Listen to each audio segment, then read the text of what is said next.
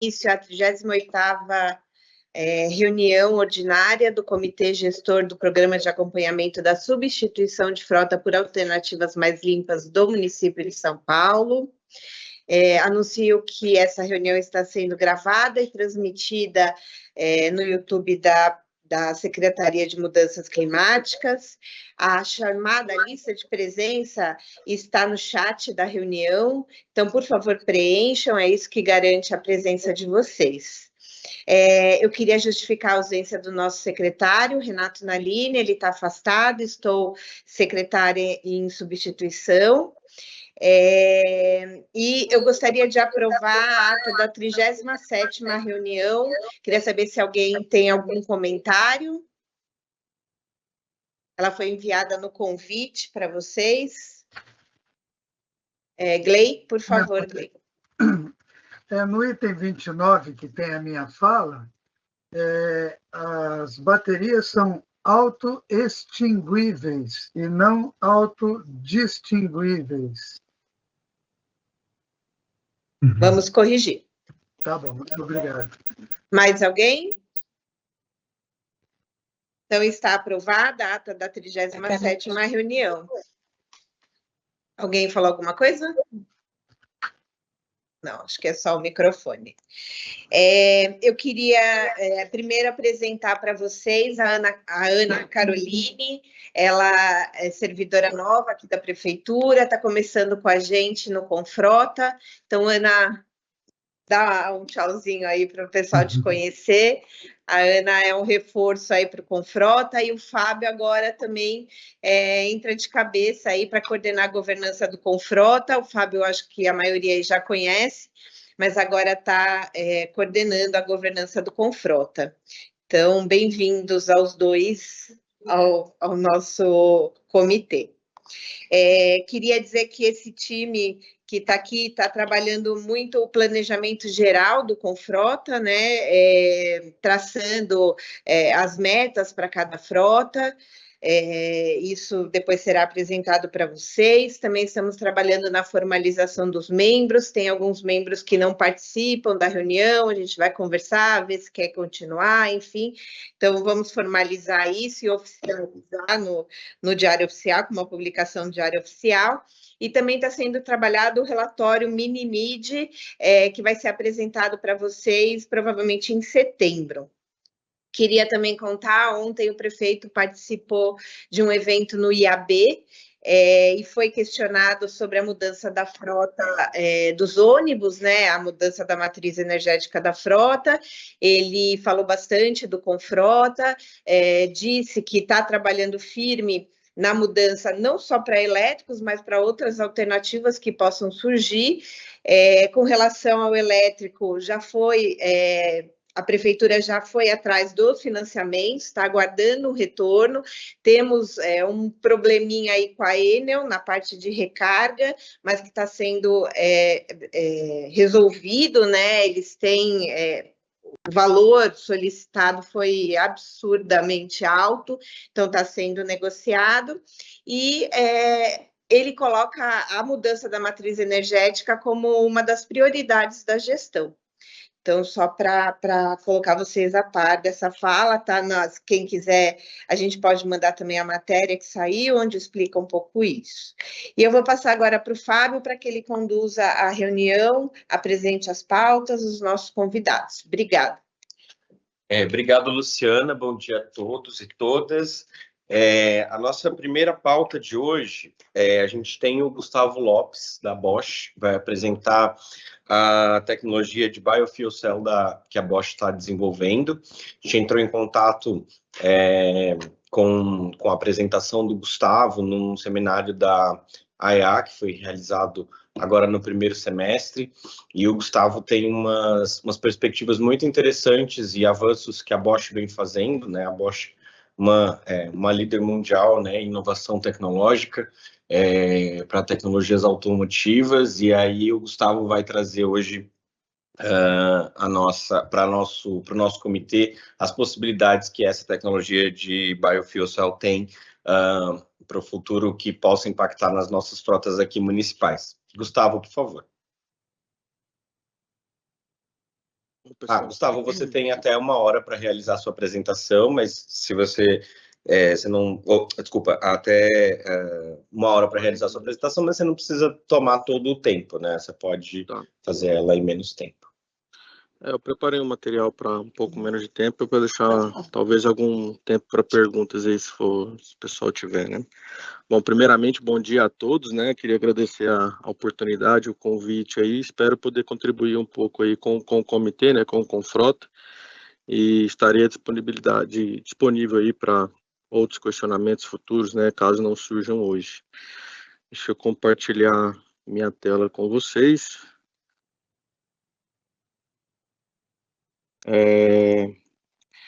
Eu não vou conseguir ver, pessoal, a tela da reunião, então se alguém tiver alguma dúvida enquanto eu estiver explicando aqui, pode me interromper, fiquem à vontade, tá?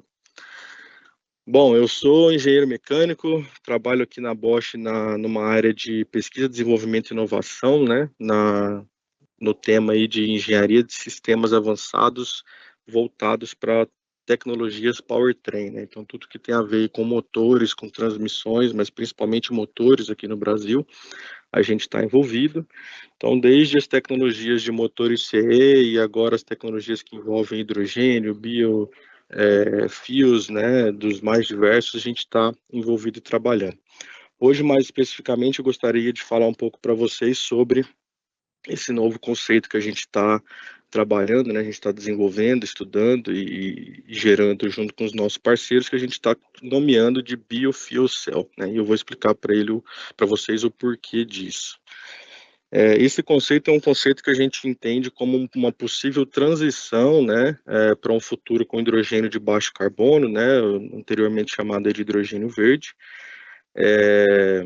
E quem sabe, né, dependendo dos resultados, até que possa ser uma tecnologia aí, não de transição, mas uma tecnologia final aí que evite o uso de hidrogênio. A gente vai explicar um pouco mais à frente o porquê disso.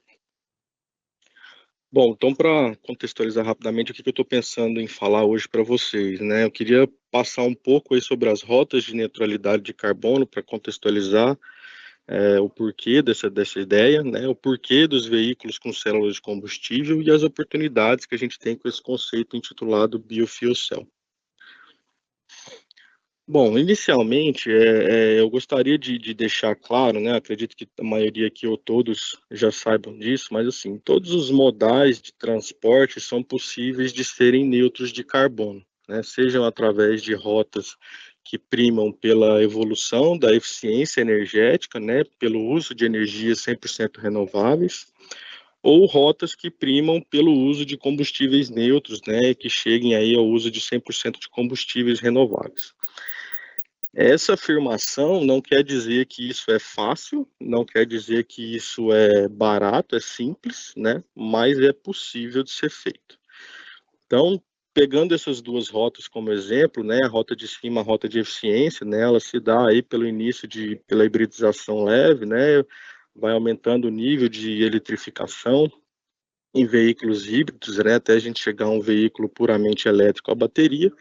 E o avanço desse veículo elétrico puramente a bateria seria a inclusão da célula combustível, que age como um extensor, né, de autonomia, porque ele gera energia de forma embarcada no veículo. A segunda rota possível que a gente gostaria de mostrar aqui hoje é a rota aí de uso de combustíveis 100% renováveis, né, ou biocombustíveis. Então, essa rota ela passa aí, inevitavelmente pela melhoria dos motores a combustão, né? Isso é necessário.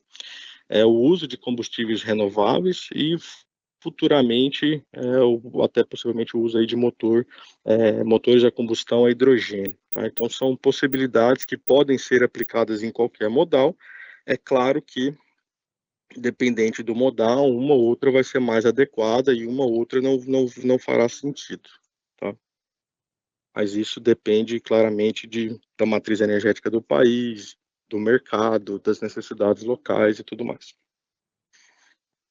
Bom, como o nosso foco aqui hoje é falar um pouco sobre o etanol e a gente contextualizar o porquê da importância do etanol para o nosso país, Acho que o principal motivo, né, de toda essa mudança que está tendo hoje é a questão da redução da pegada de carbono. E quando a gente compara a pegada de carbono do etanol com a gasolina, por exemplo, a gente tem uma pegada que é menos de um quarto da pegada de gasolina. Isso quando a gente compara, né, e a gente enxerga que tem que ser feito quando a gente compara o ciclo total de vida do carbono, né?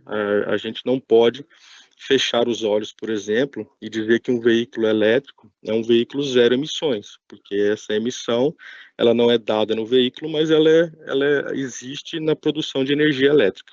Então, quando a gente olha o ciclo completo da produção de etanol, desde a sua plantação até o uso no veículo, essa pegada do etanol ela pode ser até um quarto reduzida pela aproveitamento, né, dos recursos, como a da biomassa e uso de fertilizantes nesse ciclo.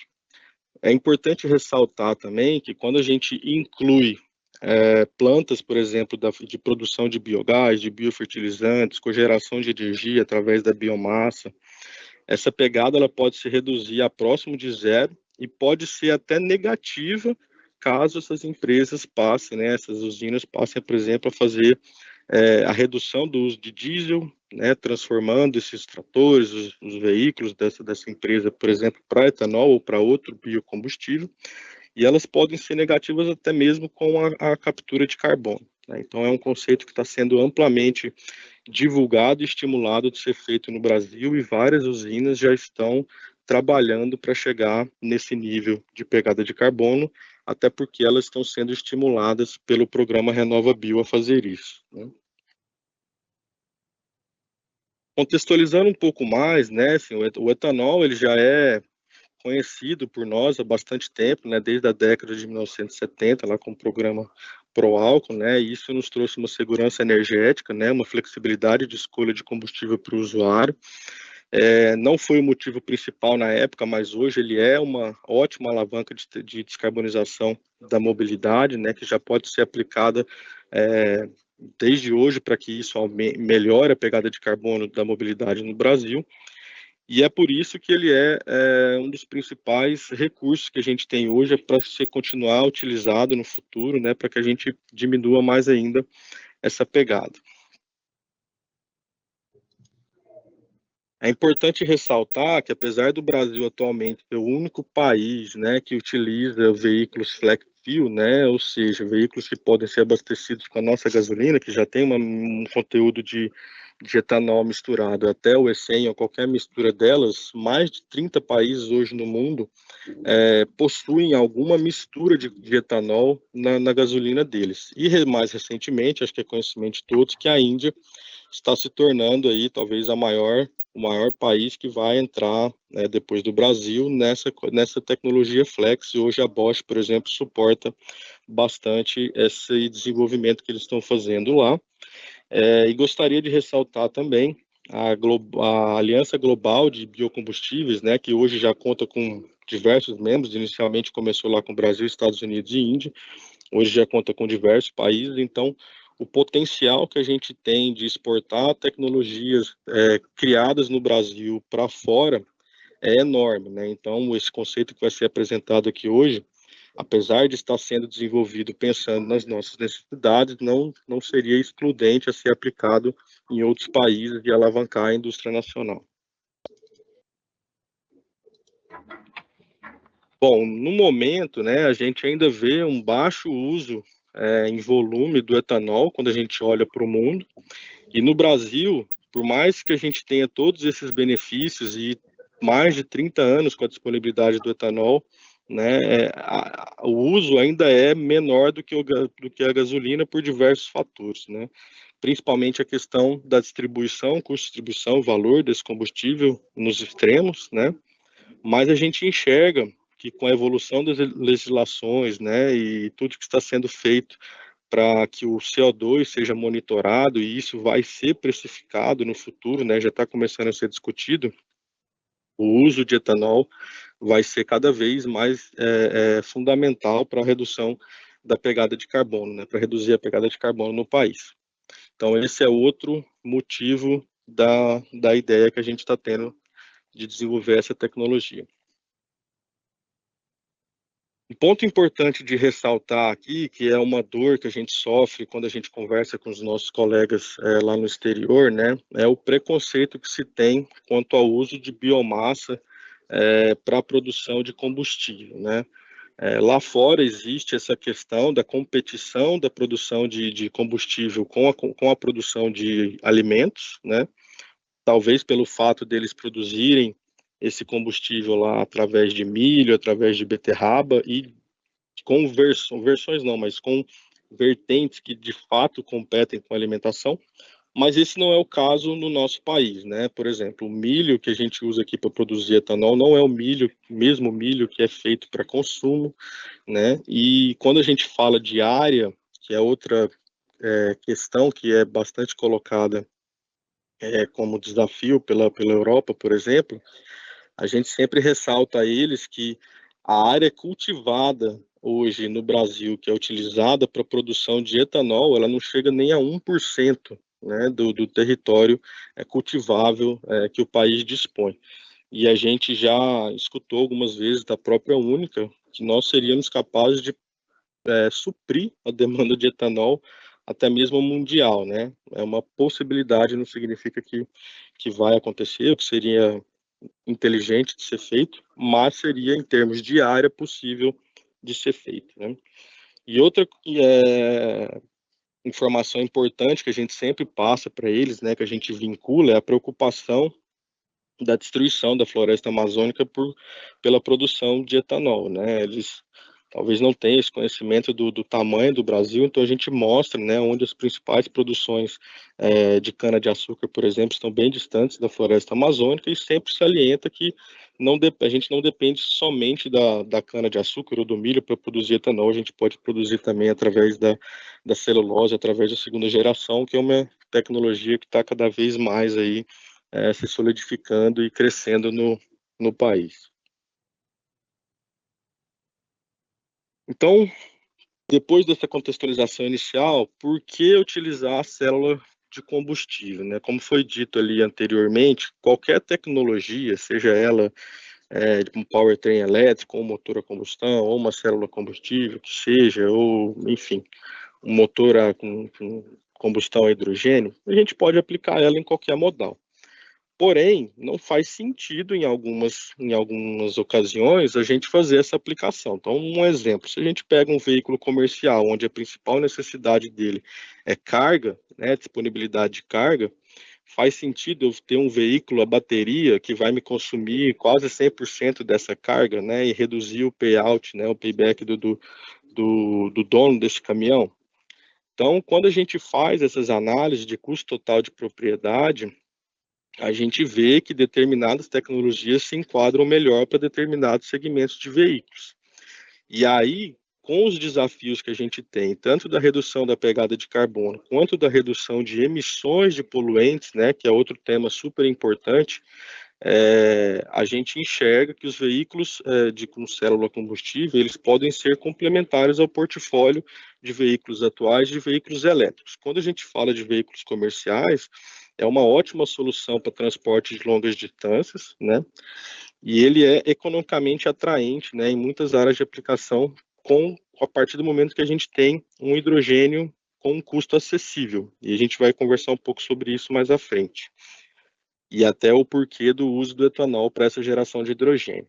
Quando a gente fala de veículos de passageiro, a gente supera, né, as limitações de alcance, como para aplicações de mobilidade elétrica, a gente supera os desafios de abastecimento, né, de recarregamento, de recarga, né, desses veículos, foi comentado agora há pouco pela colega, né, o quão caro é você gerar essa infraestrutura de recarga e a gente atinge autonomias aí com custo adequado, né, facilmente acima de 500 quilômetros, né, hoje a gente tem veículos aí, por exemplo, de algumas montadoras superando os 1.000 quilômetros, né, veículos de passeio quando você usa a célula combustível, né. Outro ponto, né, que eu comentei há pouco e que gostaria de ressaltar da importância desse novo conceito, né, de célula combustível e de uso do etanol, que tem que estar alinhado, né, a redução também do CO2, é a questão das emissões. Aqui no Brasil, a gente tem uma legislação de emissões que combina requisitos de outros mercados, né, e torna o nosso conceito um conceito muito abrangente. Então, diferentemente da Europa e dos Estados Unidos, a gente tem que passar nos testes de emissões em diversos itens, né, que em alguns países, por exemplo, não existem. Então, desde o sistema de medição de frota, né, que inclui várias classes, né, a medição dos gases orgânicos não metano, a gente tem que passar em limite de aldeídos, né, essas emissões, elas têm que respeitar testes reais de medição em tráfego rodoviário, né, fazer a recuperação de vapor, de reabastecimento. Então, é uma legislação muito abrangente, mas que, por outro lado, além de ser benéfica à nossa população, ao nosso país, né, e ser específica para o Brasil, ela valoriza a nossa pesquisa, o nosso desenvolvimento e, principalmente, a produção local de soluções que atendam a essas legislações. Então, isso impulsiona a indústria nacional. Se a gente olhar, né, nos últimos anos, né, a evolução da legislação de emissões, né, o PROCONV e a legislação de eficiência energética, né, de emissão de CO2, atualmente aí conhecido como MOVER, começando lá pelo Inovaralto, passando pelo Rota 2030, a gente vê algumas ondas de evolução de tecnologias que passa principalmente pela necessidade do uso de biocombustíveis. Então, quando a gente estava lá na transição entre o Inovaralto e o Rota 2030, a gente vê uma onda que a gente intitula hoje como a evolução do powertrain, né? Então teve um crescimento bastante grande, né, da tecnologia Flex com sistemas de injeção direta. A gente teve um crescimento expressivo de motores com o conceito downsize, né, que são motores menores com o uso de sobrealimentação para que se mantenha a potência do motor. E a gente vê também bastante o uso de aquecimento de combustível, né, aquecimento de etanol em motores PFI. Quando a gente olha para a transição aí do Rota 2030 para o MOVER, a gente está vendo aí um aumento, ainda não muito expressivo, mas que já está sendo considerável, né, de hibridização, com múltiplos níveis de veículos híbridos, né, desde a inclusão de veículos chamados mild hybrid, o foco bastante grande na eficiência energética e no rastreamento de CO2, o início do uso do aquecimento de combustível para redução de emissão de poluentes, né? E a gente ainda vê o cenário comercial, né, a venda de veículos elétricos como um apelo de mercado para consumidores de nicho, né? Ainda não é uma solução passível de ser vendida em massa pelo alto custo. E quando a gente estiver consolidando as novas legislações do MOVER e as futuras próximas legislações, né, a partir ali de 2028, 2029, a gente vê uma onda que a gente está colocando aqui como uma onda de bastante uso de biocombustíveis e a consolidação dos veículos híbridos, né, onde a gente vai continuar a ver a otimização do motor a combustão. A gente vai ter muito mais soluções orientadas para o uso do biocombustível, né, porque a nossa legislação passará a contar com a medição de ciclo de vida através do conceito well to wheel, né, do poço à roda.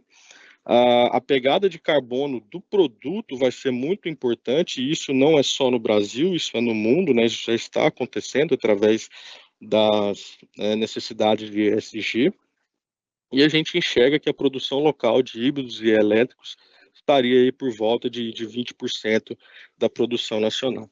Então, a mensagem aqui é que hoje o programa MOVER, ele vem fomentando muito o uso de biocombustíveis e de veículos híbridos, principalmente a partir de 2027, né, quando entra a fase 2 do Proconv L8. E quando a gente entra na fase 3, né, do Proconv L8, a gente vai ter mais uma redução aí, principalmente do NMOG mais NOx para 30 miligramas por quilômetro.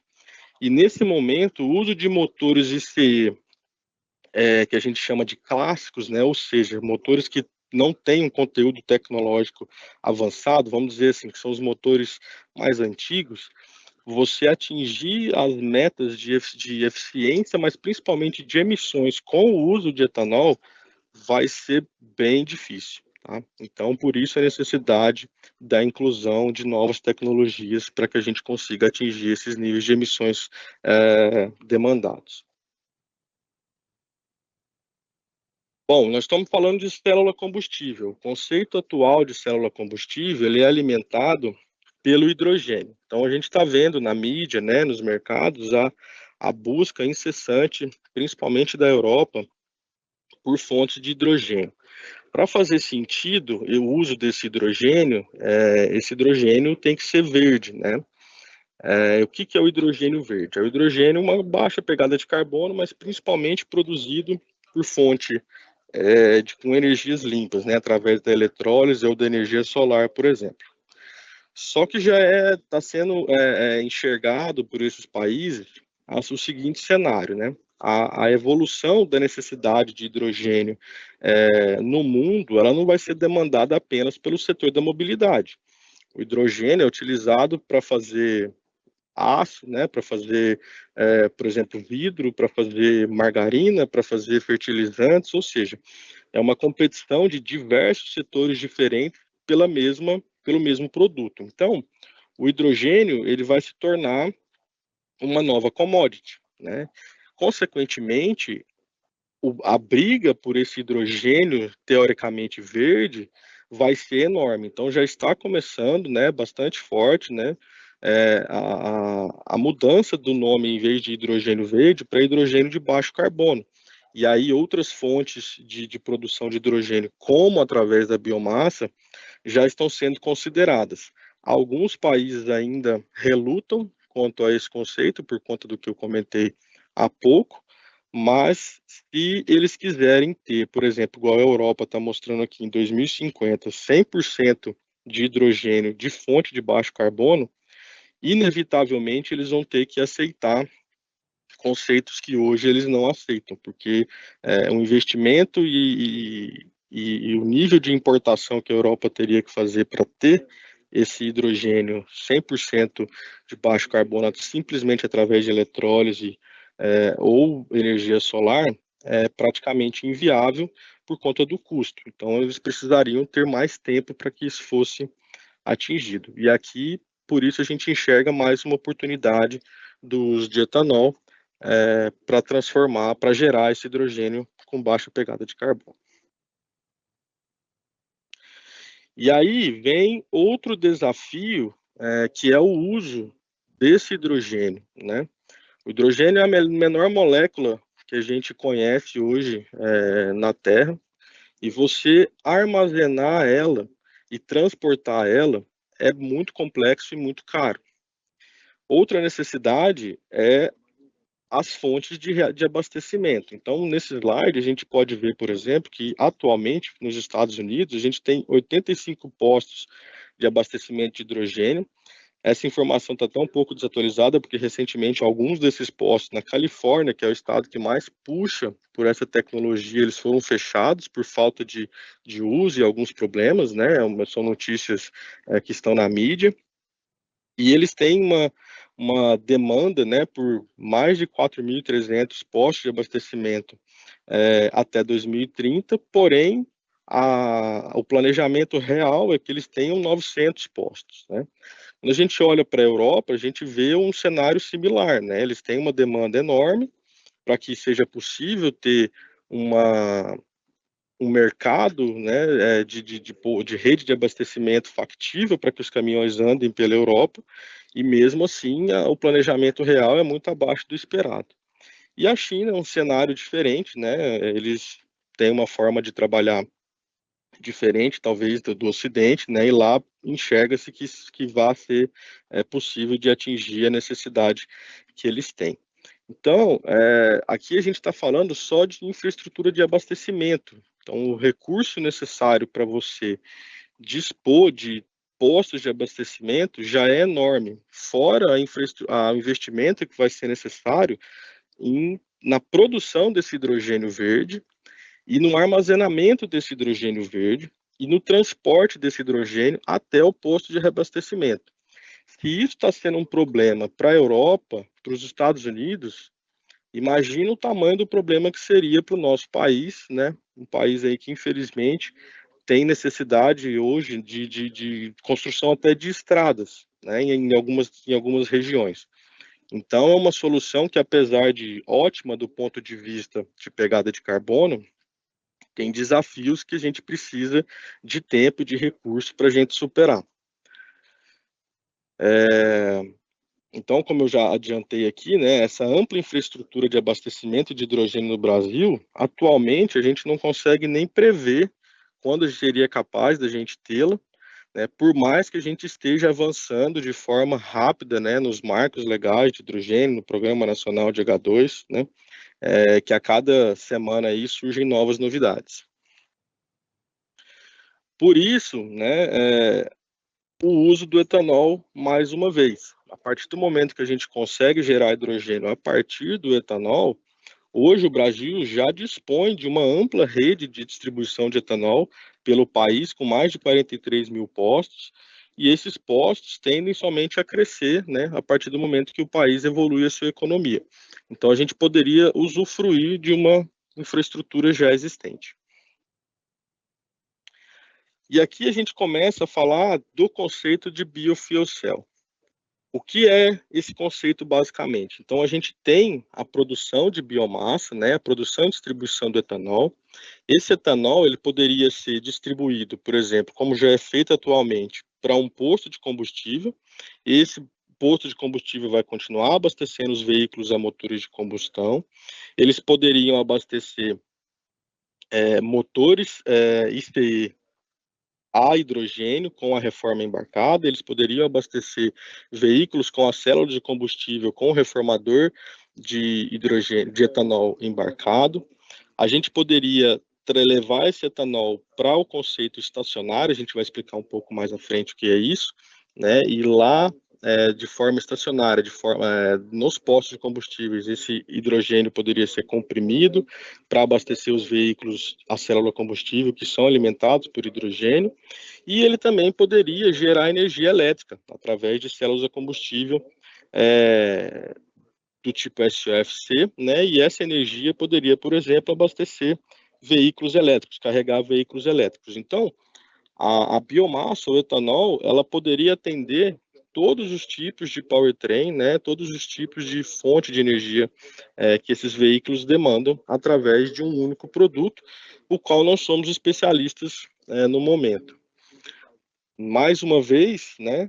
Com potencial de ser levado para outros países, né, que estão investindo nesse tipo de tecnologia, evitando aí, investimento em infraestrutura, tanto de transporte, armazenamento, quanto de produção de hidrogênio.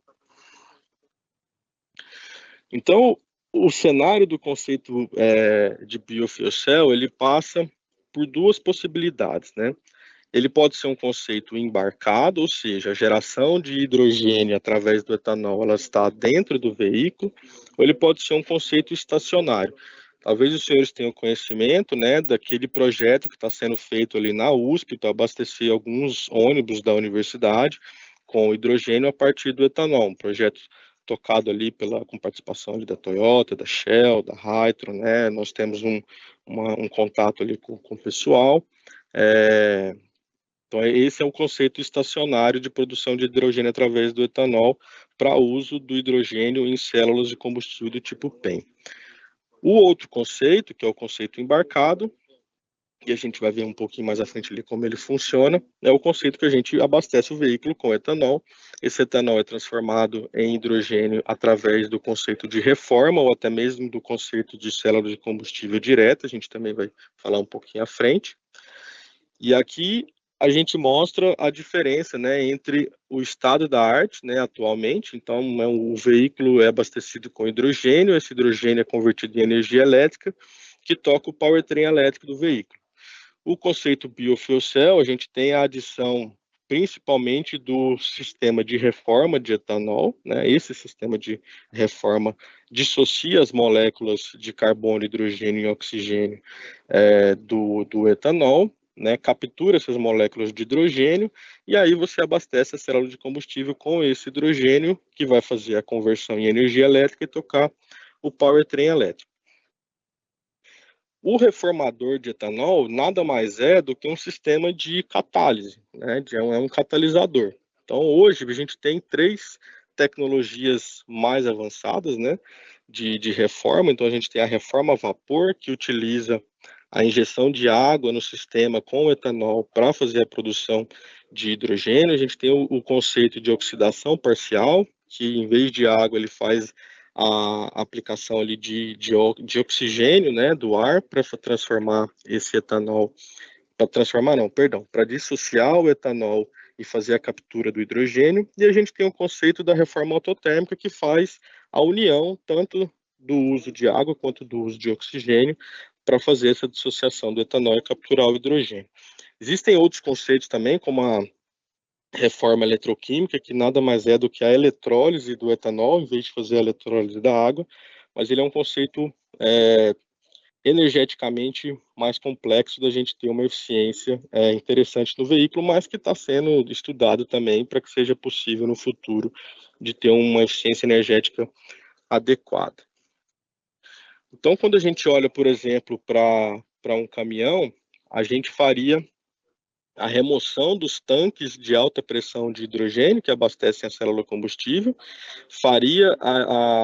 colocaria nesse caminhão tanques de etanol, de água, por exemplo, se a gente for partir para uma reforma a vapor, uma reforma autotérmica, o oxigênio poderia ser capturado do ar, e a gente faz também a inserção no caminhão de um buffer de hidrogênio de baixa pressão, que é um componente muito mais barato, por exemplo, do que um tanque de hidrogênio, né? Hoje responsável aí por 1/3 do custo da tecnologia. Então a gente une aí o melhor de dois mundos, né? São a bioenergia com baixo carbono e o uso de máquinas elétricas que aumenta a eficiência do sistema, né? Então é uma transição para esse futuro de hidrogênio, até que seja possível do país contar com toda essa infraestrutura necessária para utilizar o hidrogênio de baixo carbono, de fontes de eletrólise através de energia solar ou eólica, né? E aqui a gente tem um demonstrativo de como esse conceito funciona, né, através de blocos. Então, a gente abastece o veículo com etanol, esse etanol é injetado no catalisador através dos injetores, né, sendo controlado por uma unidade de controle. Esse reformador vai dissociar o hidrogênio, vai dissociar o etanol, me gerando o hidrogênio entra na célula combustível, faz uma reação química que me gera energia, essa energia ela carrega as baterias e, consequentemente, vão alimentar o meu motor elétrico e vão conseguir gerar energia mecânica ali nas rodas.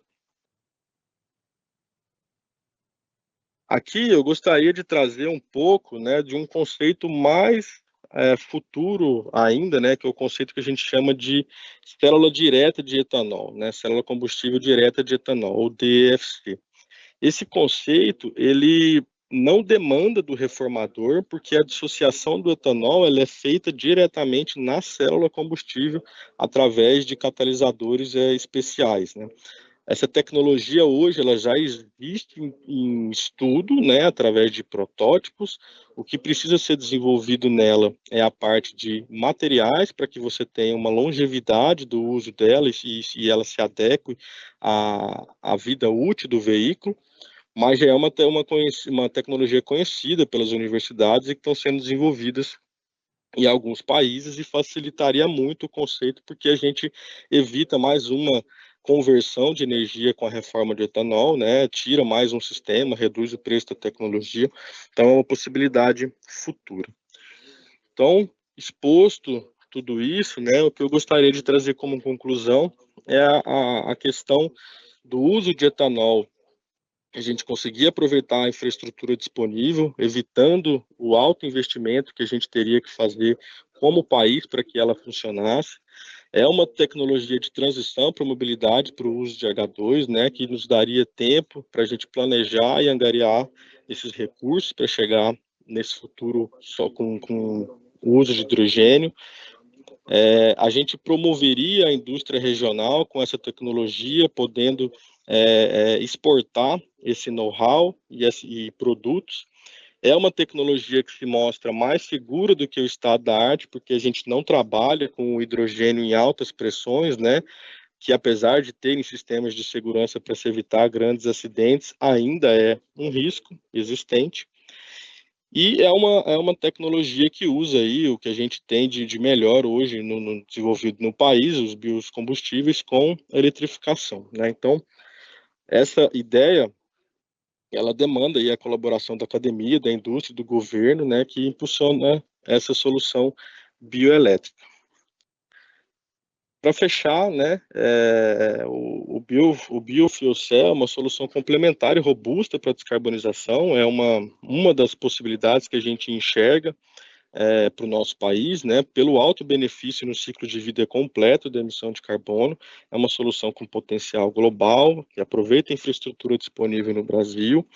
Podemos usar a segunda geração, né, de produção de etanol, trazendo ainda melhores níveis de emissão de CO2 a partir da celulose, e que junto com a eletrificação e o uso de hidrogênio, traz para a gente aí uma alta eficiência e uma baixa pegada de carbono. Então é isso que eu trouxe para discutir com vocês hoje. Gostaria de agradecer mais uma vez aí a oportunidade. Quem quiser, no QR Code aí tem os meus contatos.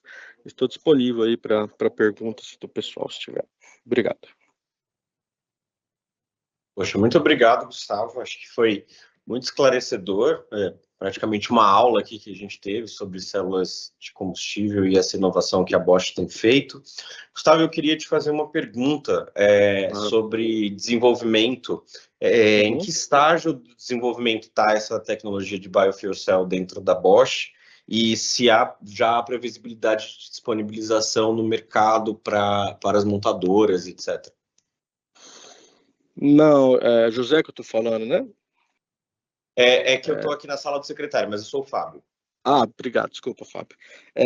Infelizmente, a gente ainda não tem uma previsão de lançar essa tecnologia no mercado, pelo fato dela ainda estar sendo desenvolvida, né? A gente consegue construir protótipos para demonstração. Esse é o estágio que a gente está atualmente, né? Conseguir recursos para que esses demonstradores sejam feitos, né? Então, hoje, a gente está numa fase que a gente chama de pré-desenvolvimento, né? Então, a gente está estabelecendo todos os requisitos de engenharia que esse sistema tem que cumprir para que essa tecnologia consiga ir para o mercado, através de um conceito de engenharia que a gente chama de V-Model, né? Então, a gente está no início desse V-Model.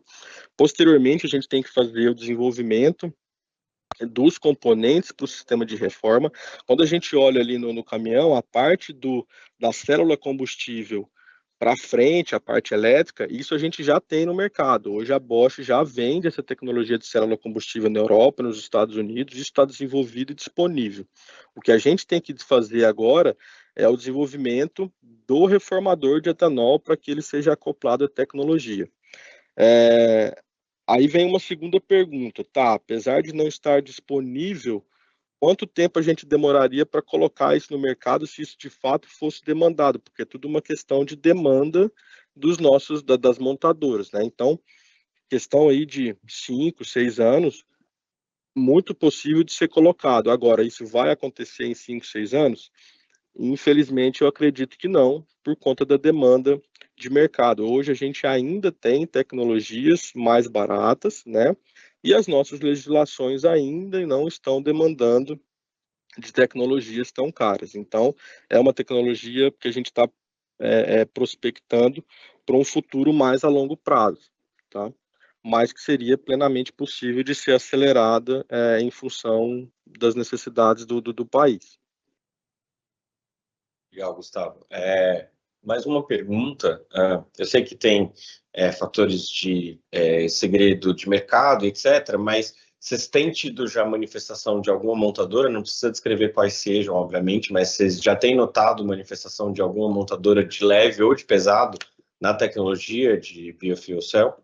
Sim, sim. Inclusive, isso é informação pública, né? A gente tem montadoras que já apresentaram esse conceito no nosso país, inclusive uma montadora japonesa que trouxe um conceito para ser testado aqui no Brasil em meados aí de 2019, 2018, não estou certo do ano agora.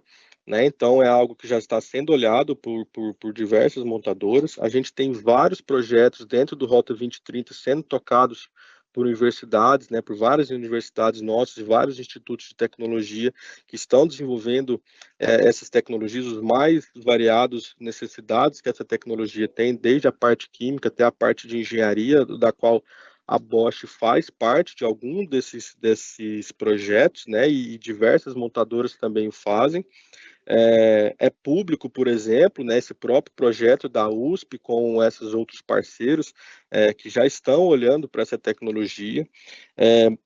Montadoras chinesas recentemente, né, que chegaram no país, inclusive já fizeram declarações públicas com o nosso governador, com o Tarcísio, né, para a criação, por exemplo, de rotas de hidrogênio passíveis de serem construídas em parceria, e também estão olhando para essa tecnologia. Então, assim, eu não posso afirmar que são todas, mas a grande maioria dessas montadoras já estão de olho nesse mercado de hidrogênio, principalmente com o uso de etanol, pela facilidade, entre aspas, que ele traz, né, comparado à tecnologia que demanda o abastecimento com hidrogênio puro, né, todas essas necessidades de investimento que ela evita de serem feitas. Obrigado, Gustavo. Eu vou abrir para o pleno. Pedro, pode falar. Bom dia a todos, parabéns, Gustavo, pela apresentação, né? Bom dia. E nós somos da engenharia da SP Trans, eu, Carlos Vargas, que estamos aí online, né? Uhum. Só uma curiosidade, ontem nós estivemos visitando uma empresa de ônibus que está testando um gerador a hidrogênio, Uhum. né?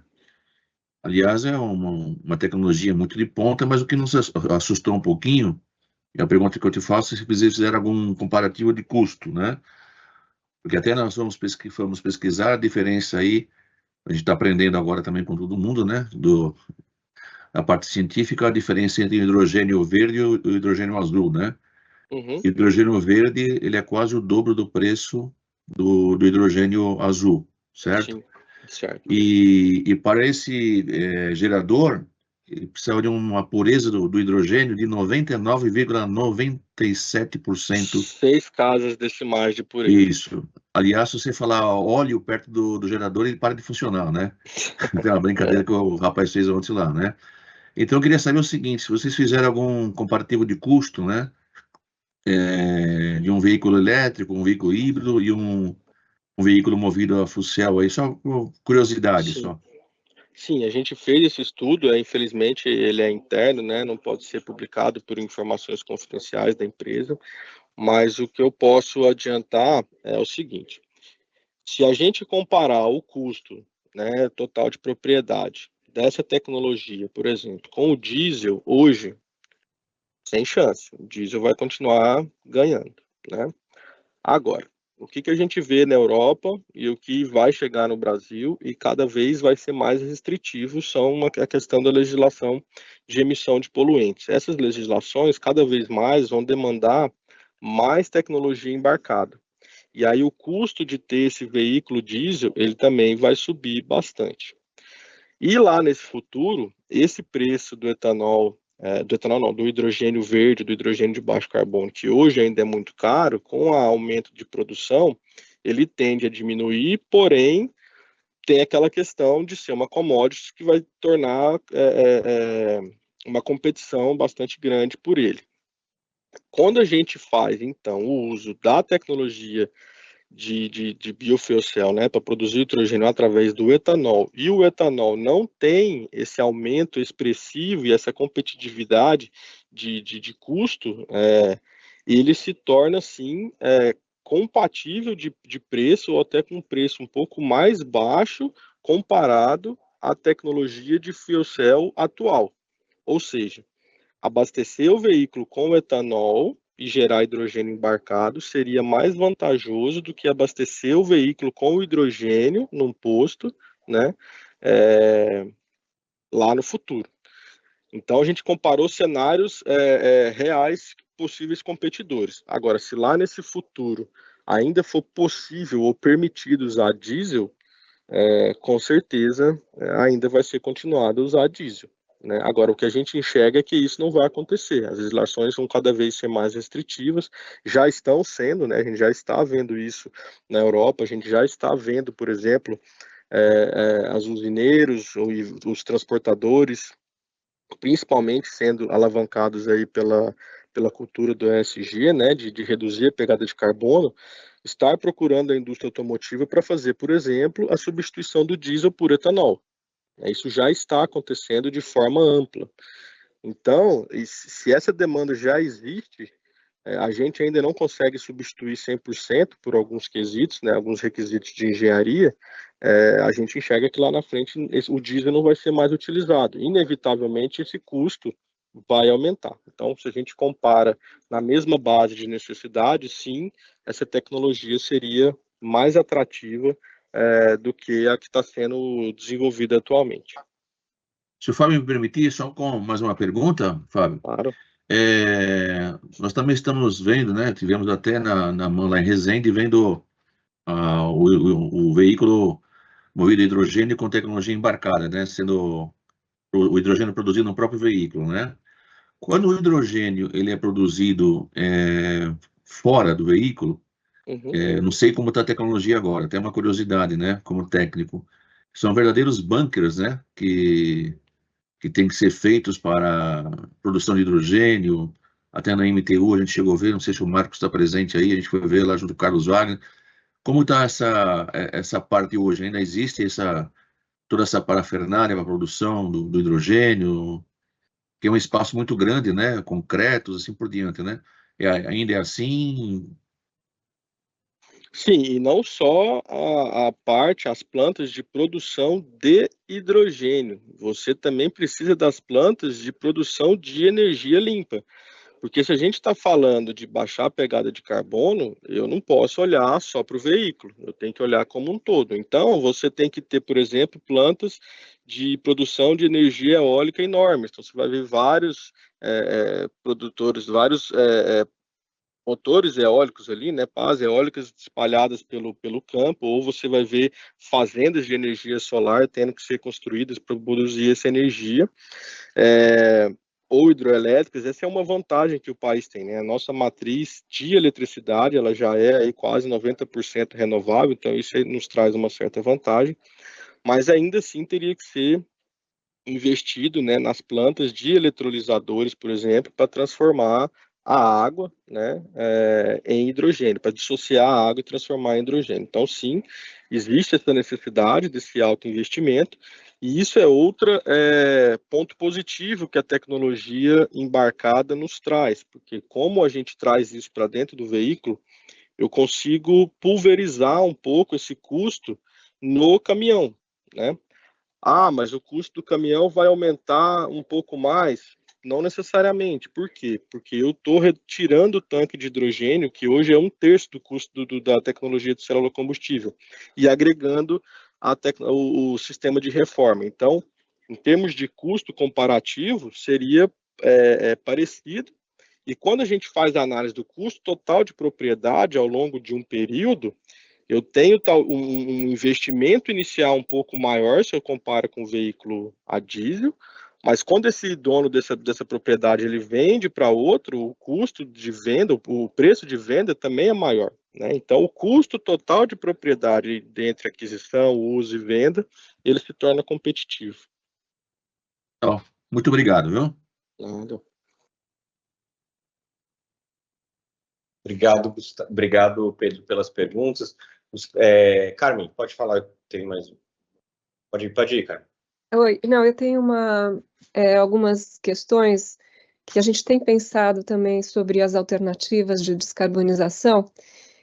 Numa comparação de veículos leves, não sei se você conhece, a gente usou o ciclo de vida e comparamos, inclusive, um veículo a hidrogênio, a célula de hidrogênio, e, bom, a questão ali ainda tem um pouco, não fizemos o TCO, sabemos que não é competitivo ainda, mas ele é comparável com um veículo, por exemplo, no segmento que nós olhamos, porque é o que tinha disponível para fazer a comparação de SUVs compactas.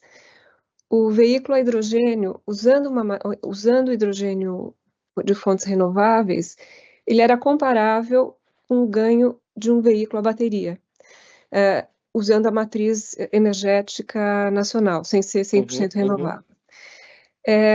Quando a gente olha esse tipo de avaliação, e a gente olha alguns setores de muito difícil descarbonização, como a indústria, que teria um potencial de uso de hidrogênio para descarbonizar, e a gente olha que o consumo de energia para a produção de hidrogênio, considerando um veículo, ele é 3 vezes maior do que o uso de energia num veículo a bateria, a gente fica pensando de que se não terá exatamente locais ou nichos ou soluções específicas para um ou outro segmento.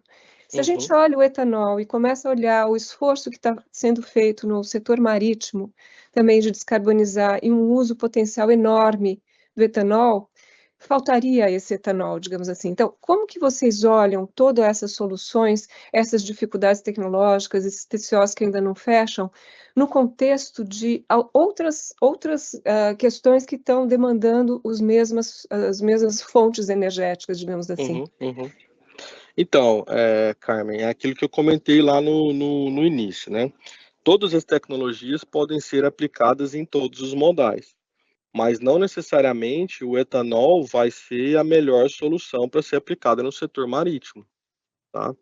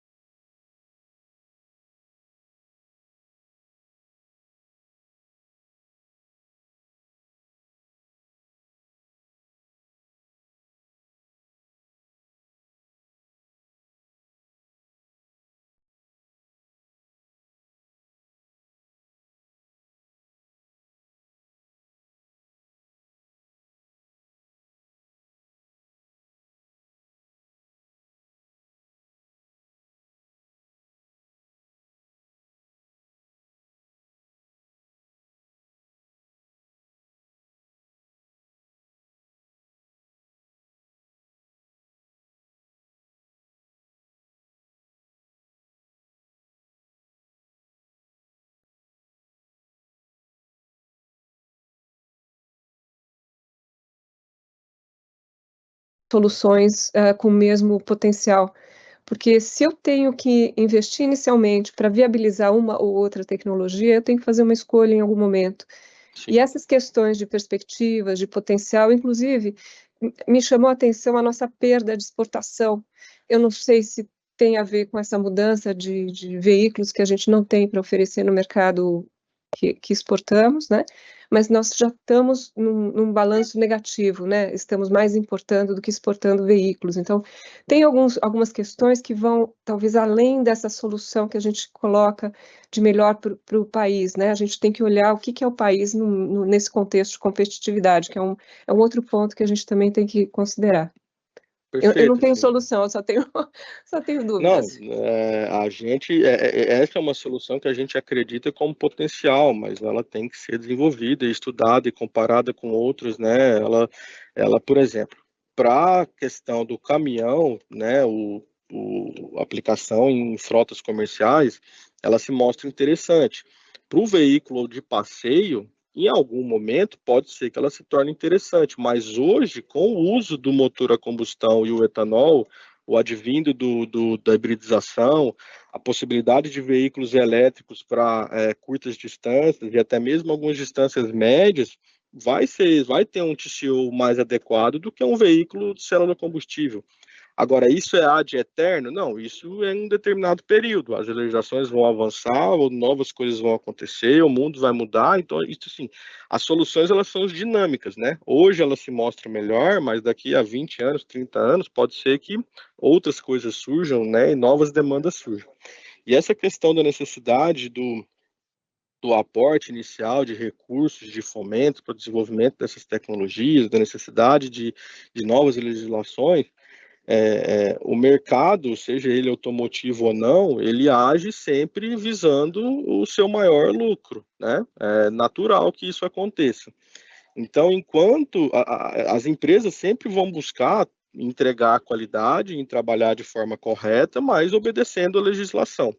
Quando a gente propõe uma nova tecnologia com essa, como é que eu vou dizer assim, com essa complexidade envolvida, a gente tem um enorme risco, né, inerente.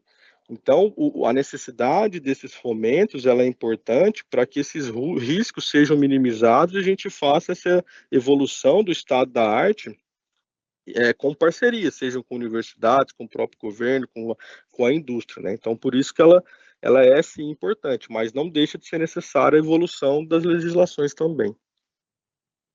Obrigada. Obrigado, Gustavo. Obrigado, Carmen. Eu vejo que a gente ainda tem mais o Olímpio e o Oswaldo na fila para perguntar coisas para o Gustavo. Vou Queria tentar só ser pedir. mais rápido. Isso, exato. Queria só pedir que vocês sejam breves, porque a gente ainda tem mais uma apresentação para que a gente não estoure o tempo da reunião. Tá bom? Por favor, Olímpio. Oi, parabéns, Gustavo. Lindo trabalho que vocês estão fazendo aí. Daqui a uns 10 anos a gente vai voltar aí para fazer as comparações, né, com as tecnologias que estiverem no mercado lá na frente. É muito cedo ainda para falar qualquer coisa, né? Eu acredito. Sim. Eu queria saber quem são os seus parceiros nessa empreitada aí. Queria saber se a Unicamp está trabalhando junto com vocês, com o professor Gonçalo, porque me parece que eles estão mexendo também com essa questão da célula embarcada, sim. Né? Você tocou no centro do alvo ali, né? O professor Gonçalo é um parceiro muito grande nosso, né? Ali do Instituto de Bioenergia da Unicamp. O professor Gustavo Dolbeck também é outro parceiro. A gente tem um projeto com ele, junto com o professor Hudson.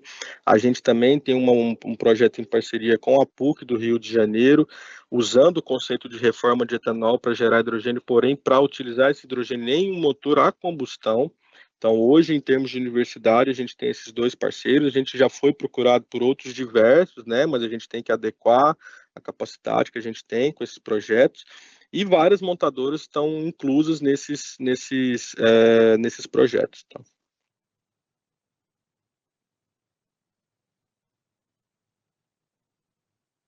Obrigado. Oswaldo. Muito obrigado. Bom, parabéns, Gustavo, parabéns pela apresentação. É difícil fazer uma pergunta curta, então eu vou externar minha preocupação. Eu vejo a discussão, quer dizer, nós defendemos o etanol correndo há 3 décadas, e nós ainda insistimos nos velhos argumentos, e eles não penetram nos mercados dos países desenvolvidos, a gente não consegue. E muitas vezes a gente entra em contradição. Quando a gente, por exemplo, quando nós defendemos o ciclo de vida para as emissões veiculares, ao contrário das tailpipes, que é uma coisa mais simples, nós mexemos num assunto que acaba batendo no etanol desmatando a Amazônia. Esse argumento absurdo que nós estamos há 20 anos tentando defender, mas que é competição por alimentos, e se a gente abre a caixa de Pandora do ciclo de vida, a gente não fecha mais. Eu lembro das discussões 25 anos atrás, quando os europeus estavam loucos para discutir ciclo de vida, a gente não queria discutir ciclo de vida. Agora nós estamos abrindo o ciclo de vida para pretensamente defender o etanol. Fato é que nós temos veículos flex e o consumidor, de uma forma ou de outra, ele acaba preferindo a gasolina. Quando eu vou comprar um carro, ele fala, olha, ele é flex, mas bota gasolina. Ou o carro é só gasolina. Então, quer dizer, isso, eu estou falando dos leves, né? O pesado, nós somos dependentes do diesel por muito tempo. Os leves, eu acho que, ao insistir nesses velhos argumentos, a gente acaba reforçando o petróleo. Depois que nós juntamos as tecnologias etanol, gasolina com os flex, nunca mais nós conseguimos nos livrar disso. E aí eu vou para a pergunta. O que você acha da gente partir de uma vez por todas para a eletrificação? Vamos gerar eletricidade a partir da cana, vamos mover os veículos elétricos, esses distantes, vamos manter os híbridos, mas precisa haver algum bloqueio tecnológico para a gasolina. alguma coisa, não adianta esperar que uma legislação faça isso, a legislação não vai fazer. A legislação, eu não tenho uma palavra mais suave, então eu vou falar, ela é capturada. Ela não vai reverter, e daqui a 20 anos nós ainda vamos estar batendo a cabeça, tentando entrar em mercado, ou vamos ter que partir para o nosso protecionismo, para a nossa solução. Nós não conseguimos botar etanol na África, não conseguimos. Não, nós pusemos os blends de etanol no exterior até um determinado limite, não foi muito além, um flex no exterior é difícil de ver, e está todo mundo partindo para a eletrificação, e nós estamos perdendo a janela de infraestrutura de eletrificação nesse país. Perdemos várias janelas, janela de industrialização. Essa pujança do agro, em grande parte, é pelo enfraquecimento da indústria. Então, relativamente, o agro está maior, cresceu, claro, mas assim, a nossa indústria de transformação se perdeu. E eu não sei, eu não sei como as montadoras veem isso. As montadoras mudaram de opinião radicalmente pelos elétricos de uns anos para cá, e eu ainda vejo alguns insistindo naqueles argumentos que os nossos diplomatas adoram levar para a COP, e pena que ninguém escuta. Né? Isso que a gente fala, ninguém escuta. O nosso ciclo de vida, quando a gente começar com uma coisa lá fora, ninguém presta atenção. Como é que nós queremos nos integrar no mundo globalizado, ou nós queremos nos fechar com nossas próprias soluções até que elas sejam boas, na esperança de exportá-las nos próximos 30 anos? Qual é a sua visão? Vou tentar ser breve, Oswaldo, mas vamos lá. A primeira coisa que é importantíssimo de enfatizar em nome da Bosch, né? A Bosch não defende tecnologia A, B ou C. Nós trabalhamos com todas, tá? E nós acreditamos que todas elas são necessárias para fazer um mix tecnológico. Novamente, não existe solução de bala de prata. Transformar tudo para elétrico não é factível, e depois que os países ricos estão retirando os subsídios para a compra de carro elétrico, nós estamos vendo a queda de venda de veículo elétrico de forma massiva. Outro ponto que tem que ser colocado aqui: toda essa revolução na indústria automotiva, ela está acontecendo por um simples ponto: redução de emissão de CO2. Tá. Lá no passado, foi vendido de forma errônea, no meu ponto de vista, que o elétrico é a solução zero emissões. O elétrico é zero emissões quando você olha para o veículo, mas ele não é zero emissões quando você olha a fonte de energia que está abastecendo esse veículo. Se a gente olhar para a Europa hoje, a matriz energética deles é dada através de óleo, de gás natural, de xisto, de carvão, que tem uma pegada de carbono absurda. E por isso, né, eles estão chaveando, por exemplo, para o uso de hidrogênio. Tá. Aí você vem a questão da competição ali do Brasil falar do ciclo de vida do etanol e a Europa não aceitar isso. Bom, vamos lá. Aí existe questão geopolítica envolvida. Eles não têm produção de etanol, né? Aí então entra lobbies, né, de outras indústrias, de outras necessidades, questões geopolíticas, a dependência de outros países para fornecer etanol. É uma história enorme de ser discutida. Nós defendemos o uso de etanol porque nós temos o amplo uso, a ampla produção de etanol no país. Eles são céticos quanto a isso, porque eles não os têm, e eles têm alguns preconceitos que têm que ser tirados. Agora,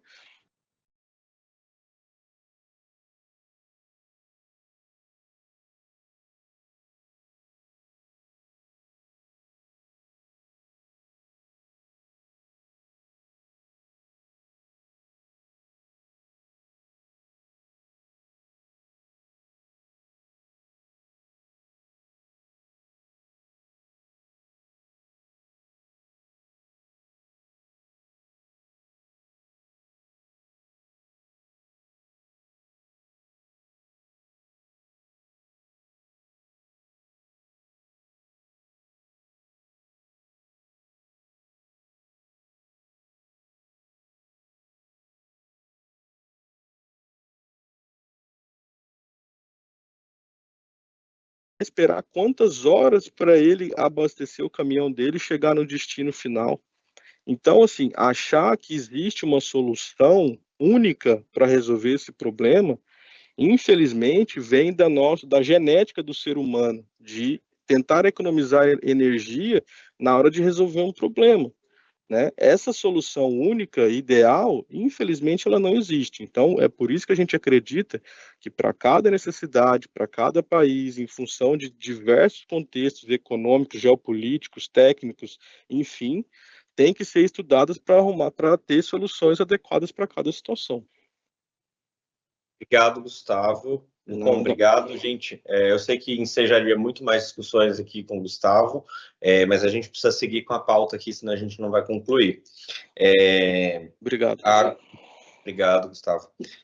Agora a gente tem o Marcelo, ele vai apresentar para a gente a logística reversa que a empresa Retec Energy tem para reciclagem de bateria e testes de células de bateria para segundo uso, né, que é muito importante se a gente pensa nas tecnologias que estamos discutindo de veículos elétricos, né? Então, a gente está falando aqui de eletrificação, mas a gente precisa pensar também na segunda etapa, né, no final do ciclo de vida desses veículos. Marcelo, por gentileza. Ok, muito prazer, muito obrigado pela oportunidade. Nós somos a Retec Energy, nossa matriz é em São Francisco, na Califórnia. Eu vou fazer uma breve apresentação da empresa e depois nós vamos lá para o objetivo. Não tomarei 1 hora, vou tomar menos que isso para que gere oportunidade para a gente fazer as perguntas. Eu vou pegar, Vocês estão vendo a minha janela?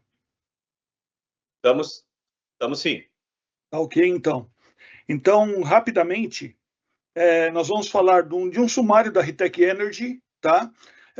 Gestão de energias renováveis, falaremos de testes de baterias brevemente, da reciclagem de baterias em circuito fechado, e um breve sumário do que temos no Brasil hoje em dia, da Retec Brasil, que hoje somos locados em Indaiatuba, interior de São Paulo, e uma conclusão. A Retec, globalmente, ela tem 24 anos de vida, ela faz parte de um grupo de Hong Kong chamado Litong, tá? Só que ela é uma empresa separada, porque o grupo Litong ele fica realmente focado na China, e fora da China a organização toda se chama Retec. Somos 23 unidades de processamento de eletroeletrônicos e baterias, com mais de 1.200 empregados, mais de 100 clientes corporativos. Nós reciclamos e processamos mais de 100 milhões de aparelhos eletroeletrônicos por ano e temos uma plataforma de serviço global padronizada. Somos presentes em 4 continentes. A gente tinha a nossa unidade em Joanesburgo, na África, mas nós recuamos dessa unidade e vamos repensar provavelmente uma no Cairo, um pouco mais perto da Europa, mas hoje nós estamos presentes na América, na Europa, na Ásia, e a Oceania é coberta pela Ásia.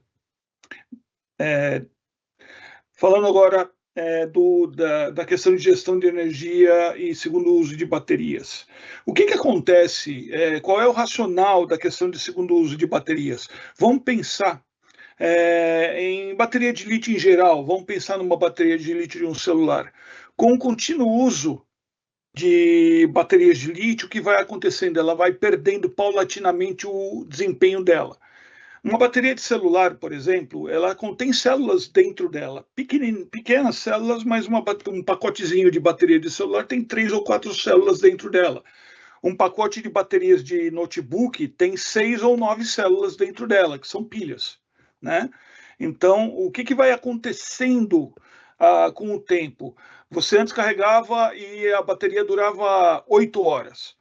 Depois de um determinado tempo de uso, ela vai passando para 7 horas e meia, 7 horas, 6 horas e meia e assim por diante. Quem tem iPhone tem a questão da saúde da bateria, que ele vai vendo que, apesar da bateria estar carregada 100%, às vezes ela pode estar 90%, 80% de capacidade de carga. Só que o que acontece? Essas células, né, elas não perdem todas ao mesmo tempo o seu desempenho. Então, indo para carro elétrico, por exemplo, são um pacote de bateria de um carro, de um veículo leve, tem de 500 a 800 células, se você pensar em pilhas. A BYD já tem um processo de bateria Blade, e tem outros tipos de célula, né? Tem as prismáticas, que são células literalmente cúbicas, quadradas, retangulares, né? E essas baterias elas vão perdendo desempenho separadamente. Então, quando chega um determinado momento em que você começa a carregar muito a bateria de um carro, depois de uns 8, 10 anos de uso, aí você pode parar esse carro, tirar esse pacote de bateria, aí você vai desmontar esse pacote de bateria para poder testar suas células. Você vai destacar as células e você vai fazer o teste. A Retec tem como testar as células pela capacidade de carga delas. Então, o nosso primeiro processo vem a ser a desmontagem de baterias. Então, a gente pega o fundo do carro, tira ele, abre, então, e a gente vai abrindo até chegar nas células para que a gente possa testá-las. Parte dessas células ainda vão estar funcionais, ou seja, parte dessas células são capazes de acumular carga, e parte dessas células vão estar inservíveis. O nosso sistema de teste de células, ele permite com que eu tire categorias de células. Então, o meu grau A, eu consigo selecionar células de 80% a 100% de capacidade de carga. Grau B de 50% a 80%. E grau C, que seria a célula inservível, seria aquela que retém abaixo de 50%. Então, a gente consegue separar. Para que podemos usar as células de segundo uso da bateria? A gente consegue usar não somente para voltar para o pacote de bateria e juntar com células novas para recompor esse pacote, a capacidade de carga desse pacote de bateria para voltar para o carro, para o ônibus e assim por diante, de 50% a 80%, dependendo da demanda do cliente. Ainda pode ser usado no veículo elétrico, ou essas células elas podem ser usadas para ferramentas. Aquelas parafusadeiras que têm baterias de lítio, podem ser usadas para aqueles módulos que a gente chama de Energy Storage System, que é o que se usa na energia solar e na energia eólica para acumular energia. Então, a gente pode aplicar essas células nesse uso também, que hoje, no grau de desenvolvimento mundial, é onde a gente usa mais as células de segundo uso fora do Brasil. Tá? E o que acontece com as células inservíveis? Elas vão para um processo de reciclagem de baterias de circuito fechado. Nós temos uma unidade hoje no Texas que faz esse processo. A célula ela tem um componente interno que são os componentes do lítio, cobalto, manganês, dependendo do tipo de célula. E ela tem, por exemplo, o lítio ferrofosfato é outro tipo de componente de célula. E o que a gente faz lá no Texas? Nós temos um plano de expansão. O Brasil está incluso no plano de expansão por volta de 2026 a 2027, mais para 2027, para a gente ter essa unidade aqui no Brasil. Que tipo de bateria que a gente recicla? Todo tipo, desde baterias de celulares, baterias para power banks, que são as NGM, são baterias de brinquedos e ferramentas elétricas, e, por último, que é o nosso maior volume, são as baterias para veículos elétricos e ISS, baterias de energia solar e eólica. Como é que funciona o processo de obtenção dos componentes da bateria? A nossa unidade ela obtém o que se chama de black mass, massa negra. Então, nós descarregamos as baterias inservíveis, nós trituramos essas baterias e separamos a embalagem delas, que normalmente tem alumínio, tem plástico, tem um pouco de cobre, da massa. Essa massa ela é seca, numa primeira secagem, ela passa por um moinho de bolas para ela se tornar um pó. Esse pó ainda é seco numa segunda secagem, uma nova passagem no moinho de bolas, e a gente tem um pó. Esse pó é o que se chama de black mass, que hoje tem valor de mercado, que hoje a gente consegue mandar esse black mass para indústrias que conseguem reclamar o lítio, o cobalto, o manganês e outros componentes da própria bateria para reaplicar esse processo na fabricação de novas baterias. Esse processo é um circuito fechado, tanto na fase da obtenção do black mass, quanto na fase da obtenção dos componentes. Todo o processo químico é em circuito fechado, ou seja, não tem emissão de gases. Esses gases são filtrados e confinados. E o que nós obtemos desses substratos da massa negra? Cobalto, lítio, manganês, alumínio, cobre e níquel, que é o que está aqui na fotografia. Eu posso tornar essa apresentação disponível para vocês. Vocês só por favor, me mandem um e-mail, eu posso mandar e poder esclarecer dúvida. Eu estou acelerando um pouquinho a apresentação pelo tempo que a gente tem para poder conversar e dá para poder receber perguntas. Tá ok? Aqui um breve fluxo de todo o processo. É um processo, e aqui é um resumo da nossa planta em Dallas. Essa mesma planta ela vai ser implementada no Brasil daqui a alguns anos, quando a gente tiver a demanda de veículos elétricos e energia solar e eólica crescendo mais.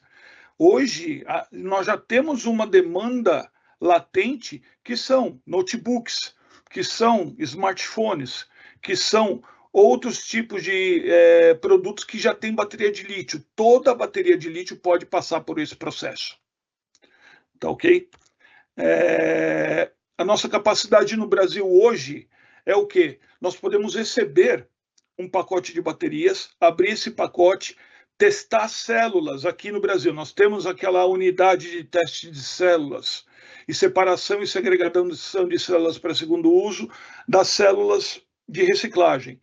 E hoje, as células de reciclagem, nós as acumulamos e exportamos para Dallas para fazer o processo de obtenção do black mass. E as de segundo uso, a gente hoje procura aplicações no Brasil dentro dessas unidades de ESS. A gente já tem parceria com algumas empresas que fazem esses módulos de ESS para desenvolver pacotes de bateria, módulos de bateria com baterias de segundo uso. Isso lá fora já é uma coisa mais desenvolvida. Aqui no Brasil isso está no início. Então a gente ainda está iniciando todo esse processo. A nossa unidade no Brasil é em Indaiatuba. Nós ficamos exatamente no mesmo condomínio industrial da Lenovo, basicamente o mesmo prédio, e a 8 quilômetros de Campinas. Nós somos certificados ISO 9000, ISO 14000 ambiental, ISO 45000, que é segurança e saúde ocupacional, e o R2V3. Esse R2V3 ele é a certificação americana que demanda que você controle todo o processo de disposição de eletrônicos e baterias até o seu final. Nós devemos ter todo o controle, desde o processo que está dentro da RETEC até quando ele chega na reciclagem final. Temos que ter o controle e certificação e toda a etapa. Inclusive, auditamos as companhias que fazem isso e mantemos o controle de auditoria dessas companhias. Aqui um resumo da unidade. Nós temos 4.000 metros quadrados na nossa planta. As unidades de teste estão numa área fechada dentro dessa planta.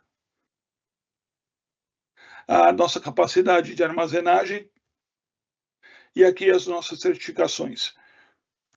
A certificação ISO 9000, ISO 14000, ISO 45000 e a R2.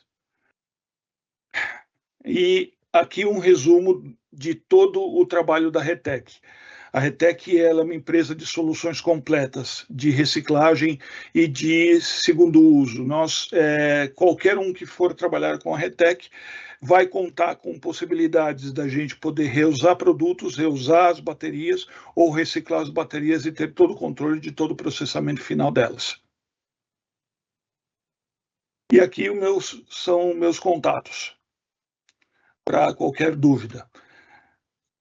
Eu quis passar talvez um pouco mais rápido essa apresentação para que a gente possa esclarecer dúvidas e conversar sobre o processo. Obrigado, Marcelo.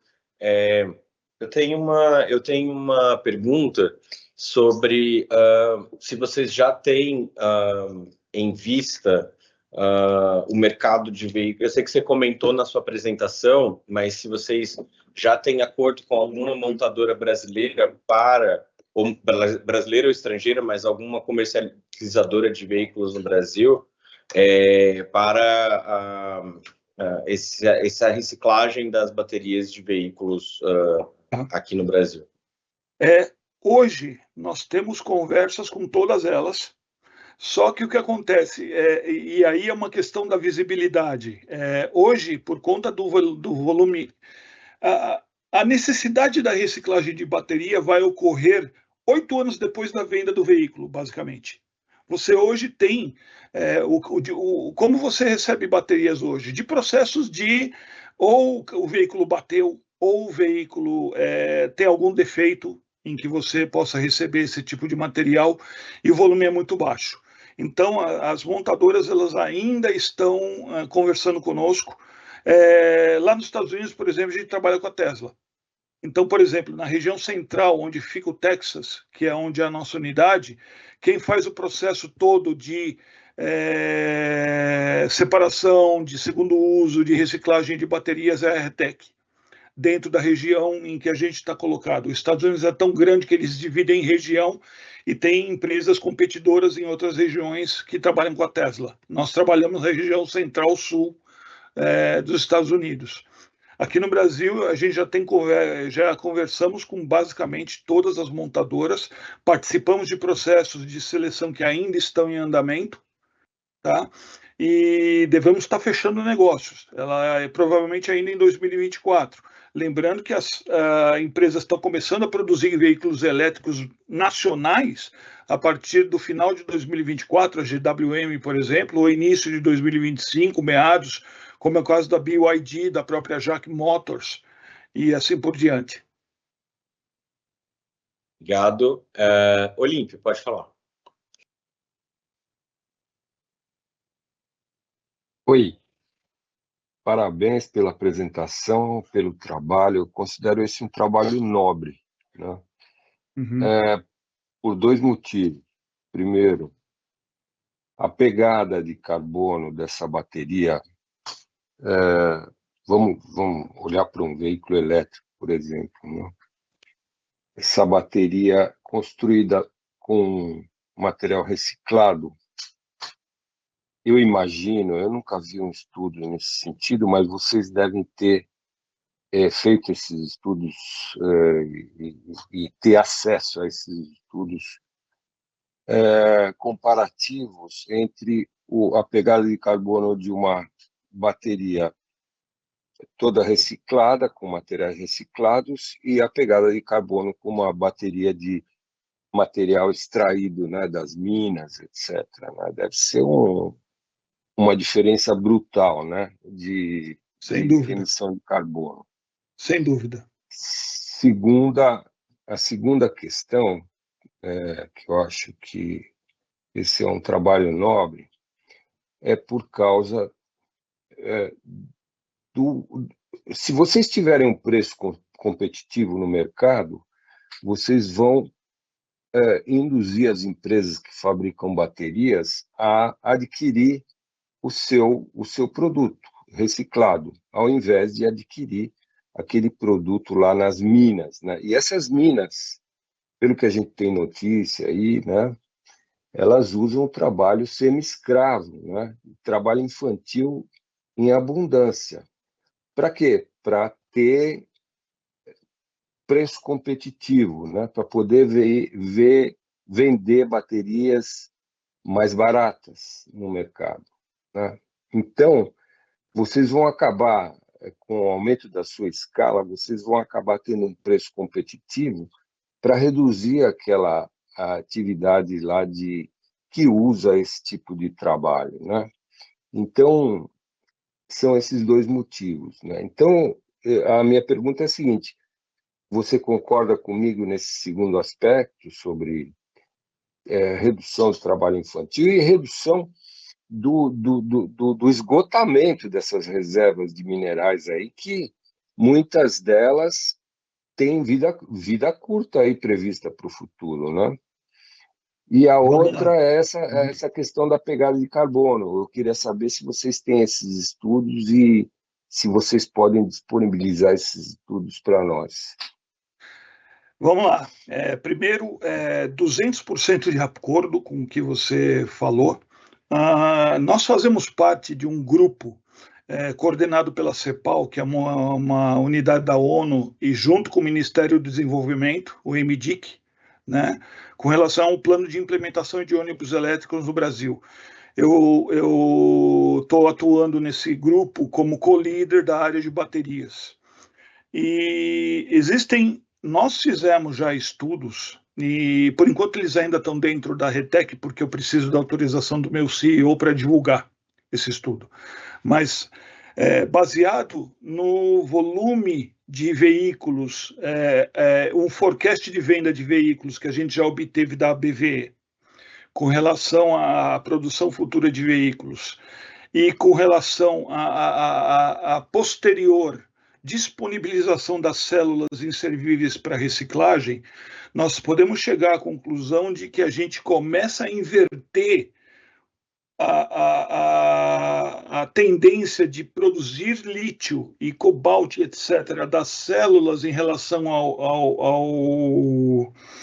à natureza dentro de 10 a 15 anos, em que a gente vai ter quantidade de células suficientes para poder gerar lítio, etc., para ir para a indústria deixar de demandar a coleta na natureza.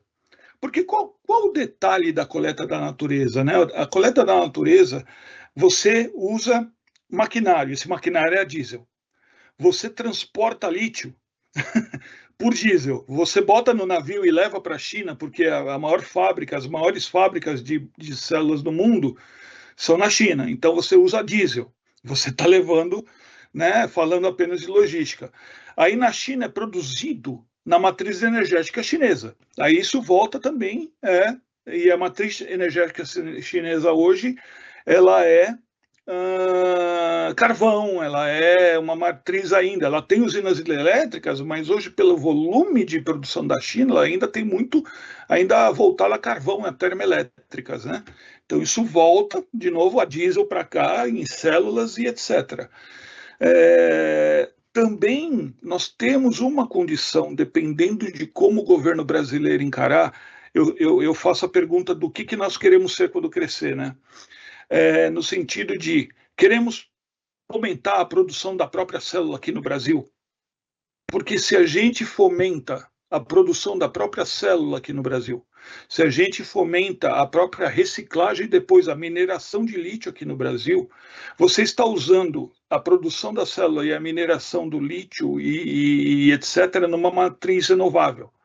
Você está fomentando uma produção, então a sua pegada de carbono favorece você a pensar em produzir e a fazer as células aqui no Brasil, e aí você diminui muito o trânsito. Se eu começo a minerar lítio, nós temos cobalto aqui também, e um pequeno transporte, botar uma planta do lado, vamos pensar bem no sentido de colocar do lado, né? Nós reduzimos muito essa pegada de carbono. A tecnologia, tanto a tecnologia que a Bosch apresentou, quanto a tecnologia elétrica, ela abre horizontes para esses tipos de oportunidade. E esses tipos de oportunidade agora tem que ter a visibilidade da pegada de carbono, porque isso vai ser fundamental no mundo. Então, sim, nós temos estudos de pegada de carbono, tanto na comparação de você levar o material para a China e produzir na China e trazer de volta, quanto local. Eu vou ainda obter autorização para poder divulgar esses dados e poder passar para o grupo. Obrigado, Marcelo. Ok, só um comentário rapidinho, que é um terceiro motivo pelo qual esse trabalho de vocês é nobre. Terceiro motivo é que você vai evitar que haja expansão dessas minas. E evitando que haja expansão dessas minas, você evita um impacto local ambiental catastrófico, que é o que acontece hoje nessas minas, né? Então, são 3, né? Não são 2, como eu falei inicialmente. E olha, se a gente começar a pensar, vai ter mais motivos aí pelo qual esse trabalho de vocês é maravilhoso. E me permita adicionar o reuso. De novo, a bateria uma coisa é a bateria de chumbo ácido, em que você vai perceber que a bateria de chumbo ácido acabou quando você parar com o carro no meio do caminho e você precisar de ajuda de um guincho para transportar seu carro e trocar bateria. A de lítio ela vai perdendo o desempenho, mas você pode reusar células para outras aplicações. Então você tem toda uma questão de economia circular também em volta. Isso também faz com que a tecnologia ela deva ser considerada e explorada. Hoje temos problemas? Sim, tem vários problemas, mas ela permite o desenvolvimento de soluções limpas no médio e longo prazo. Eu acho que isso que a gente tem que ver também. Show. Obrigado, Marcelo. Obrigado, Olímpio, pelos questionamentos e pelos comentários, sempre muito úteis. Carmen, pode perguntar. Oi, Marcelo, nós nos conhecemos lá no grupo da CEPAL, não sei se você vai lembrar, conversamos um pouquinho. Lembro. Nós temos uma questão que tem sido bastante discutida e colocada, que é a vida da bateria. Nas baterias atuais, mais de última geração, nós estamos vendo que a duração da bateria supera a duração do próprio veículo. Ele vai de 600 a 1.200 a 1.200.000 quilômetros. Isso, na verdade, vocês consideram, quando fazem esse modelo de negócios do processo de reciclagem no Brasil, que número que vocês usam? Vocês consideram que a gente teria uma bateria de última geração, porque os veículos estão entrando agora, com uma duração bem maior do que esses 8, 10 anos que você comentou? Essa é uma... Hoje já estão sendo desenvolvidos novas gerações de bateria. Tem a bateria de estado sólido, que ainda contém lítio. A gente chama a bateria de lítio, mas o lítio é o menor componente dentro da bateria, né? A bateria, basicamente, ela é cobalto, ela é outras coisas. O lítio ele é um salzinho que vai lá dentro, vamos colocar dessa forma, né? Mas tem íons de sódio chegando. Tem que são tecnologias mais baratas. A própria bateria de lítio ferro fosfato é uma bateria mais economicamente viável e tem um desempenho melhor do que a bateria de níquel, manganês, cobalto, né? Então, a tendência, e isso é toda a indústria eletrônica, a tendência quando você lança um produto até o momento que você começa a desenvolver, primeiro ele barateia, segundo ele melhora o desempenho dele. Então, hoje a gente já chega a 10 anos de uso para um veículo leve. Para ônibus, ela é um pouco menor, porque a demanda do ônibus, a carga que vai no ônibus ela é um pouco maior, então você está falando em 5 a 7 anos, talvez 7, 8, para chegar em ônibus, né? Porque depende muito também de como o usuário trata a bateria, né? Como toda bateria, né? Depende muito do usuário, que está tratando do seu aparelho e tudo, das recargas regulares que ele faz assim para que a bateria dure ou não dure, né? Mas a tendência de mercado, Carmen, é a durabilidade da bateria aumentar. E ainda não temos uma visão de quanto se pode chegar, mas temos a visão de que sim, pode chegar ao tempo de uso de um carro de 20 anos, eu diria. Não estamos lá, mas eu creio que se vai chegar nesse momento. Quanto isso é colocado no business da Retec como uma parte da equação, mas a partir do momento que você tem o veículo elétrico implementado e amadurecido no mercado, você vai ter o ciclo. Tem aqueles veículos mais velhos que vão gerar as baterias que teremos que reciclar, assim como tem veículos novos que vão entrando e esse ciclo vai ficando constante. Então você vai conseguir estabelecer um income, vai conseguir estabelecer a tua planta com fluxo constante de material para poder fazer o processo circular, para ele poder iniciar, você usar a bateria ir para reciclagem, voltar para fazer a nova bateria, de componentes provavelmente diferentes, porque a tecnologia vai avançando, né? E a indústria ela vai se movendo dessa forma. E novamente, a tecnologia de eletrificação ela permite possibilidades de se limpar mais. Tá? Temos hoje problema? Sim, tem países que têm geração poluente, tem países que têm geração pior que a nossa. Mas eu acho que nós temos que olhar para o Brasil e temos que olhar para o potencial do Brasil. Vai chegar um momento em que a nossa matriz energética vai ser determinante em decisão de indústrias de se instalar aqui ou não. Isso não é agora, mas no futuro isso vai ser um ponto a ser levado em consideração. Só um comentário adicional, mesmo esses países que têm uma matriz não tão privilegiada que nem a nossa, a tecnologia do veículo elétrico consome 1/3 de energia, então tem uma eficiência energética na energia que acaba fazendo Exato. na conta, tendo uma vantagem muito grande. Exato. É isso. Obrigada. O nosso combate à fake news está sendo forte nesse respeito, aparece cada coisa na mídia. Eu tenho visto também. Obrigada. Obrigado, Carmen, pela pergunta. Obrigado, Marcelo. Alguém mais tem mais alguma pergunta para o Marcelo? Pode falar, Gley. Parabéns, Marcelo, pela apresentação. Eu não vi na apresentação, foi sobre um sistema de captação que vocês estão fazendo das baterias utilizadas, né? Já usadas, seja de laptops ou de celulares, ou eu não entendi muito bem. Vocês estão em Indaiatuba, como é essa logística que vocês estão fazendo, ou ainda não estão fazendo? Não, nós não só temos a solução de logística reversa, onde a gente tem alcance nacional para fazer a coleta de eletrônicos e baterias, como nós fazemos parte do sistema de logística reversa nacional de eletroeletrônicos, que está baseado na Lei 10.240 de 2019, que é o Acordo Setorial da Indústria Eletroeletrônica. Aliás, eu estou trabalhando junto à ABV para fomentar uma sinergia com a ABINE, que é a Associação Brasileira da Indústria Eletroeletrônica, porque tem muita sinergia das baterias para as duas aplicações. Então, hoje, existem 8.000 pontos de coleta de eletroeletrônicos, incluindo baterias, no Brasil, instalados, em que nós também, junto aos clientes que nos contratam, infelizmente, por questões de NDA, eu não posso liberar nomes, mas a indústria eletroeletrônica trabalha comigo e eles me contratam para coletar os eletroeletrônicos no Brasil e trazer para Indaiatuba para a gente poder fazer o processo. Então, ele existe, já existe uma logística reversa toda projetada para isso.